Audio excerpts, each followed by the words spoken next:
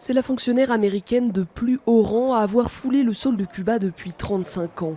La visite de Roberta Jacobson le 20 janvier a été l'un des premiers signes forts du réchauffement des relations entre l'île et les États-Unis après des décennies de tensions et de blocus. C'était seulement le premier pas. Nous savons qu'il en faudra beaucoup d'autres, mais c'est le travail de la diplomatie pour construire la meilleure relation et la plus productive entre nos deux pays.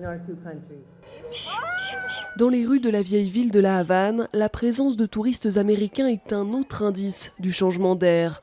Le gouvernement de Barack Obama a assoupli les conditions de visite de l'île à ses ressortissants, même si seules certaines catégories de voyageurs sont toujours autorisées à s'y rendre.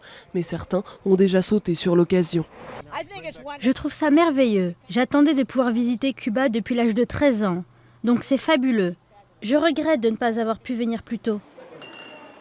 Après des années d'interdiction, ces visiteurs vont même pouvoir ramener aux États-Unis des produits achetés sur l'île. Ils sont notamment autorisés à dépenser jusqu'à 100 $ en Rome et en Havane. Une bonne nouvelle pour les commerçants cubains qui placent beaucoup d'espoir dans le dégel. Bien sûr, il y a encore beaucoup de détails à régler pour que les deux pays se rapprochent vraiment, mais je pense qu'on va y arriver. Les relations entre Cuba et les États-Unis ne concernent pas seulement le gouvernement, mais aussi le peuple. C'est très important parce que cela va générer des échanges culturels, des échanges de toutes sortes et du développement pour le peuple de Cuba. Mais les négociations s'annoncent longues et difficiles. Le président cubain Raúl Castro demande avant toute normalisation la fin de l'embargo américain en vigueur depuis 1962.